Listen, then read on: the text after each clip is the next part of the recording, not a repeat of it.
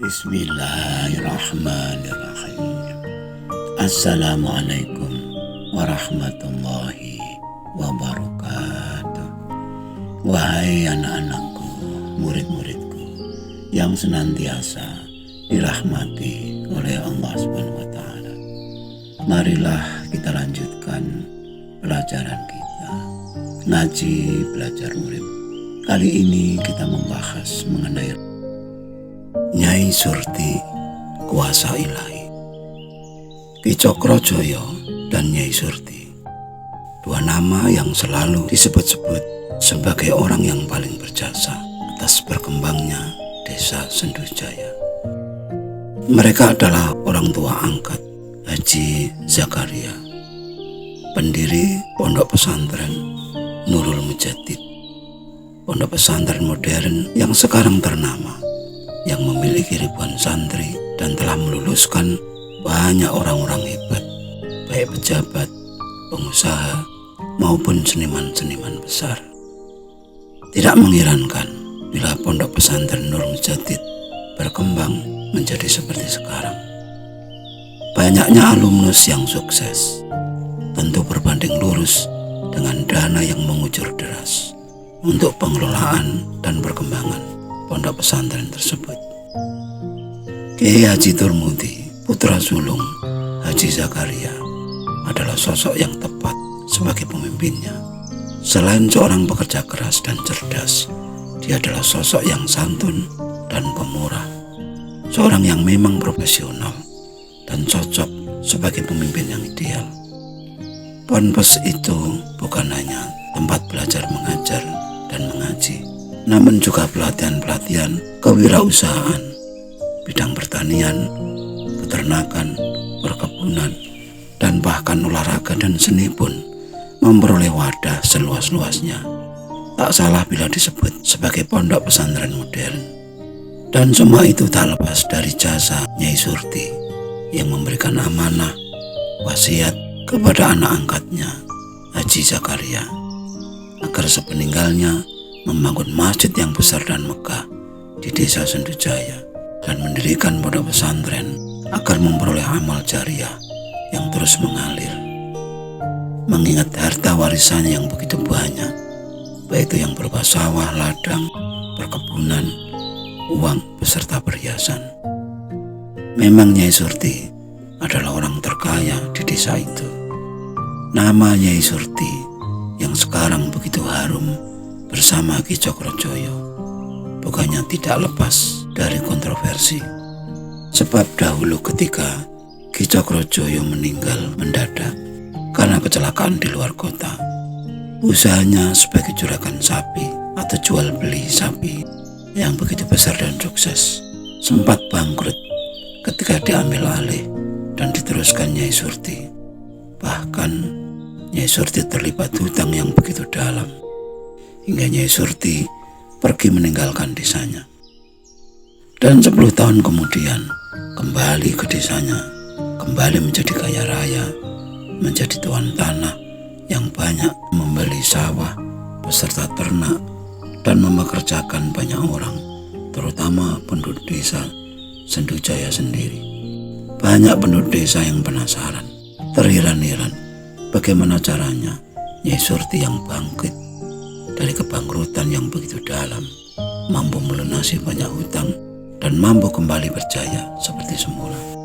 Banyak gosip, desas-desus bahwa Nyai Surti di rantauan menjalani pekerjaan yang tidak halal, mulai dari bandar arisan yang curang, penggandaan uang, bos mucikari, bahkan wanita penjual diri. Namun gosip tetaplah gosip. Tak ada satupun penduduk desa yang berani memastikan bahwa gosip itu benar. Sebenarnya Paiman yang menjadi tetangga Nyai Surti pernah memergoki Nyai Surti menjadi pengemis di jembatan penyeberangan orang di Surabaya. Namun ketika cerita pada orang-orang, dia tidak berani memastikan. Namun ketika bercerita pada orang-orang, tak banyak yang percaya. Sebab ketika diceritakan, yang disebut Nyai Surti itu tak tampak wajahnya. Karena posisi duduknya, wajahnya ditempelkan kedua lutut yang ditarik ke atas. Paiman hanya mengenali bentuk tubuh Nyai Surti, namun wajahnya tidak kelihatan. Hal inilah yang menyebabkan banyak orang tidak yakin, tidak percaya tentang cerita Paiman. Dan itu pun akhirnya dianggap bagian dari gosip. Nyatanya sepulang dari merantau, semua hutang Nyai Surti lunas. Pelan tapi pasti, dia mampu membeli sawah dan tanah dari tahun ke tahun. Terkadang 1 tahun mampu membeli 2 hingga 4 sawah. Selain digarap sendiri, sawah itu disewa-sewakan. Tak mengherankan jika usaha itu begitu sukses. Setelah sukses di persawahan, di bidang pertanian, Nyai Surti merambah ke bidang peternakan, bidang yang dahulu pernah digelitinya bersama Ki Cokro. Banyak ternak yang mulai dipelihara sendiri, dititipkan kepada penduduk, sampai yang dijual belikan. Makin tahun makin sukses, Nyai Surti merambah ke perkebunan, mulai dari tembakau, kopi, hingga kebun nanas. Kebiasaannya memberi upah lebih atau bonus kepada para pekerja, menjadikan Nyai Surti majikan yang sangat dipuji dan disegani.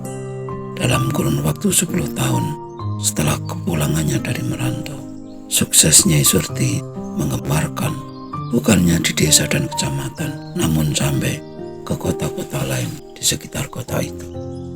Di usianya yang telah berkepala 6 atau 60 tahun, karena tidak punya anak, Nyai Surti akhirnya mengambil anak angkat yang waktu itu berumur 10 tahun, diambil dari panti asuhan yatim piatu.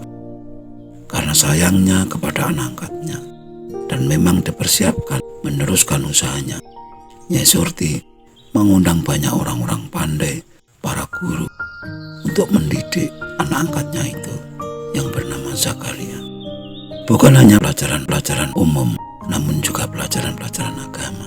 Maka tak mengherankan, akhirnya Haji Zakaria menjadi orang yang pandai dan berkualitas.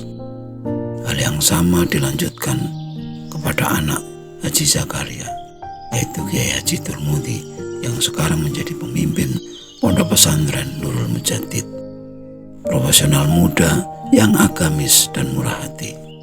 Kali ini peringatan haul yang ke-25. Nama Ki Cokro dan Nyai Surti, riwayatnya, kisah dan perjalanannya atau biografi keduanya selalu dibacakan untuk mengenang perjuangan mereka. Dan tentu saja kisah Nyai Surti yang pernah menjalani kehidupan menjadi pengemis di rantauan sebagaimana kabar dari Paiman tak pernah dibacakan. Mengapa acara haul di pondok pesantren itu makin tahun makin meriah? Hal itu tidak lepas dari kebiasaan panitia haul yang selalu membagi-bagikan sembako secara gratis pada warga Sendujaya. Bahkan tak kurang warga-warga dari desa lain mendapatkan jatah. Hal mana yang bertentangan dengan acara haul pondok pesantren lain yang justru sering minta bantuan kepada warga atau penduduk. Jumlah bantuan sembako pun makin tahun makin bertambah, makin meningkat. Yang semula hanya puluhan paket, lalu menjadi ratusan, dan sekarang menjadi ribuan paket sembako yang dibagikan kepada para penduduk. Bisa dibayangkan betapa gembiranya penduduk sekitar setiap menjelang peringatan haul itu. Wahai anak-anakku, murid-muridku, sebenarnya cerita Paiman itu benar, bahwa di rantauan, tepatnya di Surabaya, Nyai Surti memang menjadi seorang pengemis. Namun hal itu dilakukannya secara tak sengaja atau tiba-tiba. Pada mulanya, sesampai di Surabaya, Nyai Surti sempat jualan sayur di pasar Wonokromo, namun selalu rugi dan rugi. Suatu hari, tanpa sengaja, ketika berada di ponten atau WC umum, Nyai Surti mendengar berita dari TV yang mengabarkan orang Madura yang kaya raya di kampungnya ternyata menjadi pengemis di ibu kota Jakarta. Berita itu membuat Nyai Surti tersentak, sadar mengapa harus susah-susah memikirkan usaha agar sukses. Keluar dari ponten, dia berjalan berkeliling pasar, mencari tempat yang cocok untuk mangkal. Akhirnya dia menemukan jembatan penyeberangan orang yang menghubungkan Pasar Wonokromo dan Terminal Joyoboyo. Ratusan orang lalu lalang setiap harinya. Memang di situ telah banyak pengemis, namun hanya inilah tempat yang paling bagus, pikirnya. Keesokan harinya, pagi-pagi sekali, dia telah mangkal di tempat itu ketika pengemis-pengemis yang lain belum datang. Begitu sampai, dia duduk, meletakkan wadah plastik atau mangkok plastik di sebelahnya. Tidak lupa dimasukkannya uang recehan, mulai dari 1.000, 2.000, dan 5.000-an, serta uang koin 500-an tentunya. Dia duduk dengan pakaian lusuh, combang-cambing, ditariknya lututnya ke atas, wajahnya ditempelkan ke lutut, menunduk, menyembunyikan wajahnya agar tidak dilihat orang. Dia hanya duduk, diam dan diam, dari pagi, siang, hingga sore. Sesekali dia menunggakkan wajahnya, sekiranya dirasa tidak ada orang yang melintas. Begitu mendengar langkah orang dari kejauhan, cepat-cepat disembunyikan wajahnya. Di hari pertama dia mengemis, dia sangat terkejut melihat hasilnya. Ternyata mangkok plastiknya hampir penuh, tak kurang dari Rp150.000. Hari kedua, ketiga, dan keempat terus bertambah dan bertambah. Sekarang dia maklum mengapa banyak pengemis yang sukses di ibu kota, profesi yang terhina, yang selalu diremehkan orang. Ternyata hasilnya tidak bisa diremehkan. Pikirannya berkecamuk, tak karu-karuan. Bila tahu hasilnya begini, mengapa masih banyak orang yang melakukan perbuatan-perbuatan dosa untuk mencari uang, mulai dari mencuri, merampok, menipu, menjadi pelacur, bahkan menjadi koruptor. Mengapa tidak mengemis saja? Hanya bermodal tubuh sehat dan tahan rasa malu. Gak usah terlalu berdosa. Toh mengemis itu tak memaksa, tidak menipu. Pemberiannya pun bersifat seikhlasnya. Hari demi hari, akhirnya pikiran itu dibuang jauh-jauh. Perang batinnya mulai hilang. Yang dipikirkannya sekarang, bagaimana hutangnya yang ratusan juta itu cepat lunas. Hari berganti hari, minggu berganti minggu, dan bulan berganti bulan. Tidak kurang dari 10 juta rupiah uang terkumpul di setiap bulannya. Setelah lebih kurang 3 tahun, lunas semua hutangnya. Tahun keempat dan kelima, masa-masa menabung. Dan tahun keenam, dia mulai mampu membeli sawah atau tanah melalui keponakannya atau sepupunya dan orang-orang kepercayaannya. Tahun ketujuh, Nyai Surti sebetulnya menjadi orang yang cukup kaya dari hasil sawahnya, namun itu dirasa belum cukup. Dan setelah 10 tahun mengemis dan dirasa modalnya benar-benar sudah kuat, dia mengucapkan selamat tinggal kepada profesi pengemis. Dia buang pakaian seragamnya ke tempat sampah di pinggir Pasar Wonokromo. Dia pulang dengan baju yang bersih, rapi, dan tubuh yang wangi, pertanda siap ganti profesi dan berganti nasib yang lebih baik. Dia yang pada dasarnya telah mengenal dunia bisnis sewaktu menjadi istri Pak Cokro. Tidaklah sulit baginya untuk mengulangi lagi bisnis itu. Apalagi sekarang mental dan pikirannya lebih matang setelah menjalani pendidikan dan latihan selama 10 tahun menjadi pengemis. 10 tahun kemudian, di usahanya yang ke-60, Nyai Surti benar-benar menjadi pengusaha sukses. Usahanya telah berkembang dari pertanian, perkebunan, ternakan, bahkan properti atau jual beli tanah dan perumahan. Namanya menjadi harum. Zakaria, anak angkatnya yang sekarang telah dewasa, selalu siap membantu usaha-usahanya. Tepat di usia 80 tahun Nyai Surti meninggal dunia. Sebelum meninggal, dia berpesan kepada anaknya akan membangun masjid yang besar dan megah, serta mendirikan dan mengembangkan pondok pesantren. Dan semuanya dilaksanakan dengan baik oleh Zakaria. Itulah kisah Nyai Surti yang selalu dibacakan setiap acara haul. Namun tentu saja kisah mengemis tidak pernah diceritakan, karena memang hampir tidak ada orang yang tahu tentang kisah itu. Dan Baiman pun sebetulnya tak begitu yakin, sebab dia hanya melihat potongan debunya saja, bukan wajah Nyai Surti. Wahai anak-anakku, murid-muridku, gunakanlah segenap pengetahuanmu, empatimu, kesadaran rasa, dan pikiranmu untuk mendapatkan hikmah dari kisah ini. Semoga kisah fiktif ini menjadi inspirasi agar kita menjadi manusia yang lebih bijaksana. Amin. Sekian dulu wajangan yang mohon maaf atas segala kekurangan.